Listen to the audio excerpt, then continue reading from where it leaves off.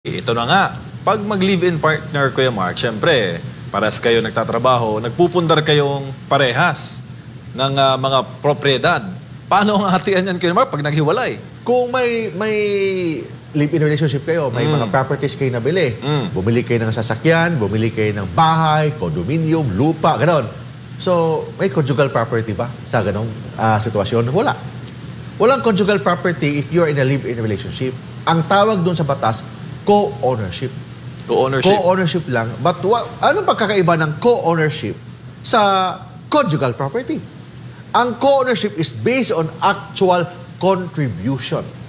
Actual contribution of money, property, or industry to the common fund. Yun ang tinatawag na co-ownership. May actual na contribution. Whereas, in marriage, magkasal kayo, conjugal property, si lalaki ang nagtatrabaho, si babae ang ginagawa ng babae, everyday nasa parlor, napapaganda. Di ba? Walang ginagawa. Example lang ha, may share ba sa babae? Yes. Bakit?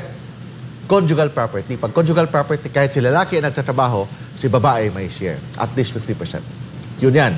Pag conjugal property. But pag co-ownership, like in a live-in relationship or common law relationship, there's no such thing as conjugal property. Ang tawag doon sa batas, co-ownership.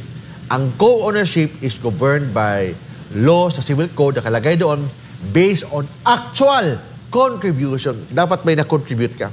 Pagbili mo ng lupa, si lalaki nag-contribute ng 70%. Sabol ang lupa, 10 million. Si lalaki nagbayad ng 7 million. Si babae nagbayad ng 3 million. Ibig sabihin, yung lupa na yan is owned both of them. 30% si babae, 70% si lalaki. Kasi based on actual contribution sa pagbili ng lupa na yan. So, yan na ba yung tinatawag na property regime sa mag-live-in partner? Yun ang tinatawag na property regime ng live-in relationship or common law relationship. Ang co-ownership, ang tawag doon sa batas is based on actual contribution. Anong na-contribute mo sa pagbili ng lupa na yan?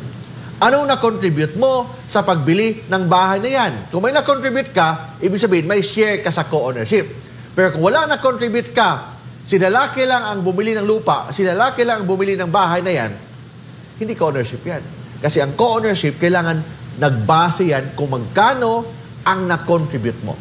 When say na-contribute mo, pwedeng money, property, or industry to the common fund, pagbili ng co-ownership. So, ito na nga.